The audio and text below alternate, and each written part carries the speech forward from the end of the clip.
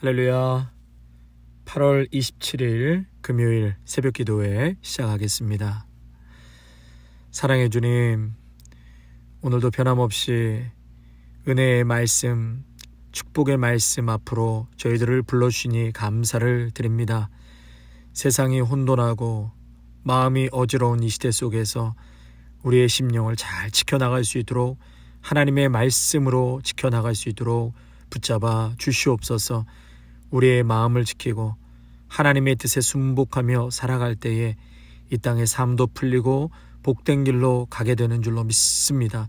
우리 귀한 성도들, 오늘 하루뿐만이 아니라 평생의 인생을 하나님 말씀에 두고 살아가는 복된 삶이 되게 하여 주시옵소서. 예수님의 이름으로 기도하옵나이다. 아멘.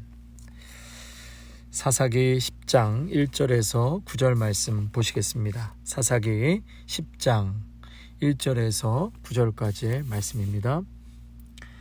아비멜렉의 뒤를 이어서 이사갈 사람 도도의 손자 부하의 아들 돌라가 일어나서 이스라엘을 구원하니라. 그가 에브라임 산지 3일에 거주하면서 이스라엘의 사사가 된 지 23년 만에 죽음에 3일에 장사되었더라. 그 후에 길르앗 사람 야일이 일어나서 22년 동안 이스라엘의 사사가 되니라. 그에게 아들 30명이 있어 어린 낙이 30을 탔고 성읍 30을 가졌는데 그 성읍들은 길르앗 땅에 있고 오늘까지 하봇 야일이라 부르더라. 야일의 죽음에 가몬에 장사되었더라. 이스라엘 자손이 다시 여호와의 목전에 악을 행하여 바알들과 아스타롯과 아람의 신들과 시돈의 신들과 모압의 신들과 암몬 자손의 신들과 블레셋 사람들의 신들을 섬기고 여호와를 버리고 그를 섬기지 아니하므로 여호와께서 이스라엘에게 진노하사 블레셋 사람들의 손과 암몬 자손의 손에 그들을 파심해 그들이 요단강 저쪽 길르앗에 있는 아모리 족속의 땅에 있는 모든 이스라엘 자손을 쳤으며 18해 동안 억압하였더라. 암몬 자손이 또 요단을 건너서 유다와 베냐민과 에브라임 족속과 싸움으로 이스라엘의 공구가 심하였더라. 아멘. 자, 우리가 기드온과 아멜렉의 말씀을 쭉 살펴보았고요. 이제 오늘은 6대, 7대 사사인 돌라와 또 야일에 대해서 말씀을 살펴보도록 하겠습니다. 오늘 6번째 사사인 돌라에 대한 기록은 성경에 거의 없습니다. 작은 지파 혈통의 사사였고요. 이스라엘을 23년 동안 다스리고 죽은 후에 3일에 장사되었다. 이 기록이 이제 다입니다. 자, 이 돌라의 뒤를 이어서 이제 야일이 등장을 하게 되는데요. 3절과 4절에 보면은 이제 야일이 다스리게 됩니다. 이 야일이라는 뜻은 빛을 내다라는 뜻입니다. 그런데 말씀해 보니까 4절에 그에게 아들 30명이 있어 어린 낙이 30을 탔고 성읍 30을 가졌는데 그 성읍들은 길르앗 땅에 있고 오늘까지 하봇 야일이라 부르더라. 그러니까 30마리의 당나귀가 있었고 30명의 아들을 태웠고 30개의 성읍을 다스렸다. 그래서 그 땅을 하봇 야일, 그 지역 전체를 야일의 동네, 야일의 구역이다라고 불렀다는 것이죠. 이 이야기는 상당한 풍요와 번영을 누렸다라고 말하고 있는 것입니다.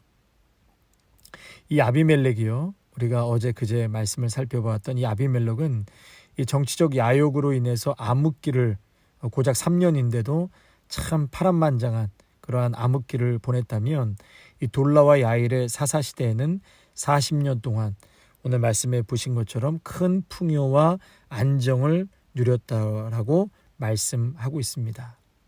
자, 그런데 이제 후반부에 가는데요. 이러한 40년 동안의 큰 풍요와 안정을 누렸는데 이때 어떤 일이 일어나는가? 6절을 보시면은요. 이스라엘 자손이 뭐라고요?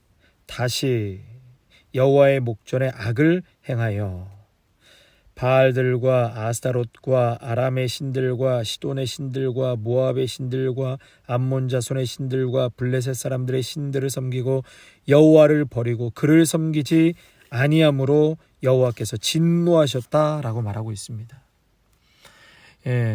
여러분 어떤 일이 일어났다고요?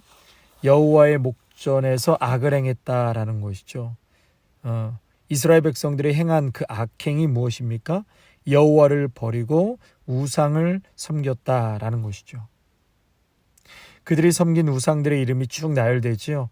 바알, 아스타롯, 아람의 신 쭉 그 신들이 열거가 되는데 온갖 잡신을 다 섬겼다는 거죠. 왜 그들은 온갖 잡신을 다 섬겼을까요? 풍요와 안정을 경험했기 때문에 계속해서 풍요로움과 안정을 줄 그 무언가가 필요했던 것이죠. 그래서 내가 원하는 것을 얻기 위해서 수단과 방법을 가리지 않고 해결해 줄 수 있다라고 믿었던 우상을 찾아간 것이었습니다. 그 우상들이 풍요와 번영을 줄 수 있다는 믿음이 그들에게 있었다는 것이죠. 그래서 세상의 온갖 신을 다 믿고 그 앞에서 절하고 숭배했다는 것입니다. 누가요? 하나님의 백성들인 이스라엘 백성들이. 여러분, 그러니 우리들은 말할 것이 없습니다. 우리들에게도 이러한 유혹과 더 큰 잘못된 길로 갈 수 있는 가능성이 여전히 우리에게도 많이 도사리고 있다는 것을 기억해야 합니다. 여러분, 이것이 샤머니즘이라고 그러거든요. 샤머니즘. 일본은 600만 개가 넘는 우상이 있고요. 골목마다 작은 신전들이 골목마다 자리 잡고 있습니다. 문제는요, 이렇게 40년 동안 풍요와 안정을 누렸던 이스라엘 백성들이 한순간에 천지개벽이 일어나서 우상 숭배하고 하나님을 멀리했을까요? 그렇지 않습니다. 이미 40년 동안 조용히 잠식해온 죄가 있었다는 것이에요. 하나님이 주시는 풍요와 번영 속에서 그들은 하나님이 기뻐하시지 않는 것들을 조금씩 자기의 삶 속에 내어주면서, 그러면서 잠식되면서 하나님의 자리를 결국은 물질에게 내어주고 만 것입니다. 조금씩 이방의 문화와 가치관이 이스라엘을 잠식했던 것이죠. 여러분, 우리들의 현실이 힘드니까 말씀을 적당히 타협하고 스스로 정당화하려는 것들이 사실 많습니다. 그러다 보면 나중에는 그것이 축적돼서 나중에는 이스라엘 백성들은 40년이 지난 후에 그렇게 되었다고 했는데요. 우리들도 마찬가지입니다. 그렇게 내어주고 또 타협하고 정당화하면서 넘어가다 보면 나중에는 무엇이 진리고 거짓인지, 무엇이 하나님의 뜻인지 마귀의 뜻인지 분간이 가지 않게 된다는 것이죠. 그것을 영적으로 무지한 상태가 된다는 것입니다. 영적으로 분별력을 잃어버리는 지경까지 가게 된다는 것이에요. 은혜로 시작했다가 혼돈에 빠지게 되고 예수님과는 저만치 떨어져 있는 내 자신을 발견하게 된다는 것입니다. 성도 여러분, 그러므로 항상 우리가 심령이 가난한 상태가 유지되어야 할 것입니다. 성경에서는 심령이 가난한 자는 복이 있다고 했거든요. 심령이 가난한 자는 복이 있다. 믿음의 사람들은 심령이 가난하려고 몸부림을 치는 것입니다. 그래서 그들의 공통점은 예수 그리스도를 바라보려는 몸부림이 있다는 것이죠. 바울이 그랬습니다. 그러므로 우리의 인생과 삶 속에 없으면 없어서 더욱더 하나님께 매달리고 기도해야 합니다. 그리고 반대로 풍성하면 풍성한 대로 시험에 들거나 넘어지지 않도록 하나님께 매어 달려야 합니다. 더 나아가 하나님 우리에게 맡겨준 사명이 다 있는데 그 사명을 감당할 수 있게 해달라고 우리가 하나님을 바라보면서 심령이 가난한 마음으로 하나님께 기도하고 사명 감당할 수 있게 해달라고 기도해야 하는 것이죠. 우리에게 나누라고 주신 물질을 어떻게 하나님의 영광을 위해 사용하면 좋겠습니까? 그것을 위해서 묻고 또 용기가 필요하고 기도하고 그 일을 위해서 헌신하며 나아가는 것이 하나님의 뜻인 것이죠. 예수님께서 우리를 지배할 수 있도록 매일매일 우리를 통치하시고 다스려달라고 내어드리고 또 그 은혜를 사모하시기를 축원합니다. 한국에 압구정 소망교회라고 있는데요. 압구정에 있는 소망교회가 있는데 은퇴하신 목사님이 곽선희 목사님이라고 계세요. 근데 곽선희 목사님께서 예전에 그런 말씀을 하셨어요. 목사님이 은퇴하면서 느끼는 것인데 예수 믿고 부자 되는 사람은 많이 보았지만 부자가 예수 믿는 사람은 거의 못 봤다는 거예요. 부자가 예수 믿는 것은 거의 못 봤다. 압구정에서 목회하신 목사님이 그런 말씀을 하시는 거죠. 조정민 목사님이 쓰신 무엇이 성숙인가라는 책에요. 한 단락을 제가 잠깐 읽어드리겠습니다. 뉴욕의 한 교민이 이민 가서 꽤 큰 돈을 벌었습니다. 현금 장사를 하다 보니 매일 현금을 가득 담은 가방을 갖고 밤늦게 귀가했습니다. 너무 피곤한 탓에 돈 셀 기록도 없어 방 하나를 통째로 금고로 삼았습니다. 그렇게 돈을 방구석에 쌓다 보니 얼마가 쌓였는지도 모르고 아들이 그 돈에 손을 대고 있는 줄도 몰랐습니다. 아들은 도박에 빠지고 끝내는 마약에도 손을 댔습니다. 결국 아들은 감옥에 갔고 가정은 파경을 맞았습니다. 돈을 쌓다가 생긴 일입니다. 돈을 어디에 쌓느냐에 따라 돈은 축복이 되기도 하고 재앙이 되기도 합니다. 예수님은 나를 위해 돈을 땅에 쌓지 않는 것이 첫 번째 기준임을 알려주십니다. 나를 위해 땅에 쌓는 재물이 결코 나를 안전하게 지켜주지 않는다는 것을 말씀하십니다. 오히려 도적을 불러들인다고 말씀하십니다. 그런데 보물은 꼭 재물만이 아닙니다. 내가 어떤 것보다 귀하게 여기는 것이 보물입니다. 내 재능과 내 시간도 보물일 수 있습니다. 그것도 나를 위해 이 땅에 쌓기 시작하면 나를 병들게 하고 언젠가 도적을 만나게 됩니다. 그러면 어디에 쌓아야 합니까? 하늘에 쌓아야 합니다. 하늘에 어떻게 쌓을 수 있습니까? 하늘에 쌓는 방법은 한 가지밖에 없습니다. 눈에 보이는 재물을 눈에 보이지 않는 관계로 환전하는 것입니다. 돈이 나를 해치기 전에 돈을 선한 관계로 바꾸어 놓는 것입니다. 돈은 내가 소유하는 것 같아도 시간이 지나고 보면 돈이 나를 소유하고 있습니다. 돈이 나를 소유하는 지경에 이르면 나는 이미 부패하고 있는 중입니다. 이런 사람에게 자유는 없습니다. 돈에 묶인 나머지 자유를 빼앗깁니다. 그러니 돈이 나를 지배하기 전에 그리고 돈으로 내가 부패하기 전에 선한 관계를 만드는데 그 돈을 쓰라는 것입니다. 성도 여러분, 바울은 은혜로 시작했다가 율법으로 마치겠느냐 갈라디아에서 말씀하거든요. 실제로 갈라디아 교인들은 그랬습니다. 예수님을 알고 믿고 은혜를 많이 받았습니다. 그런데 예루살렘에서 온 어느 거짓 선생들이 와서 다시 율법을 지켜야 된다, 할례를 받아야 된다, 예수만으로는 구원받기 어렵다, 그러면서 거짓 가르침을 계속해서 얘기했습니다. 그러니까 갈라디아 성도들이 마음이 헷갈리는 거예요. 여러분, 마음 가는 대로 가면 예수님이 점점 보이지를 않습니다. 은혜로 시작했다가 나중에는 교회에 가질 않습니다. 이래서 힘들고 저래서 시험 들고 믿음 생활 못하게 하는 이유는 수백 가지, 수천 가지가 되는 것이. 그러나 우리가 예수님으로 시작하고 예수님으로부터 은혜를 받았다면 예수님께 지금도 또 주님 부르시는 그날까지 우리는 예수님 그 십자가에만 집중하고 예수님만 바라보는 것입니다. 그렇게 될 때 사랑해야 할 수천 가지의 이유를 예수님께서 말씀해 주고 계십니다. 반드시 교회를 나가야 하는 이유를 찾게 되는 것이죠. 성도 여러분, 모두가 우리의 일상의 삶도 마찬가지입니다.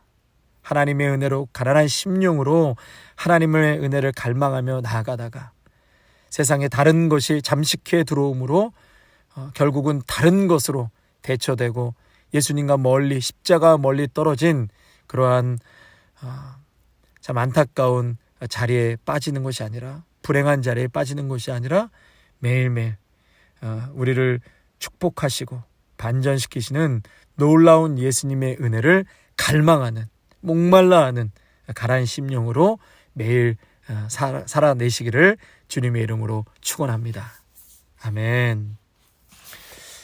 찬송가 우리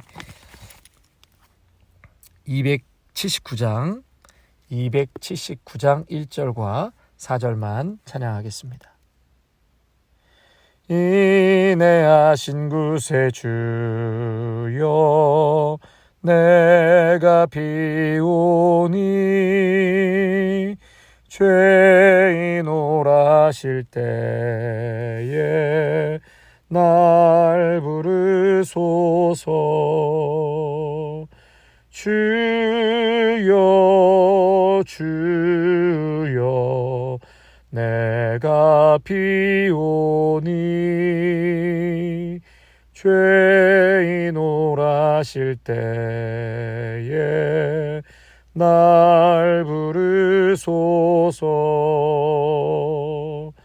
만복 근원 우리 주여 위로하소서. 우리 주와 같으시니 어디 있을까. 아멘. 주여 주여 내가 비오니 죄인 오라실 때에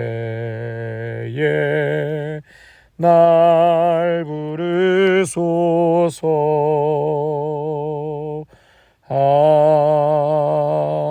아멘.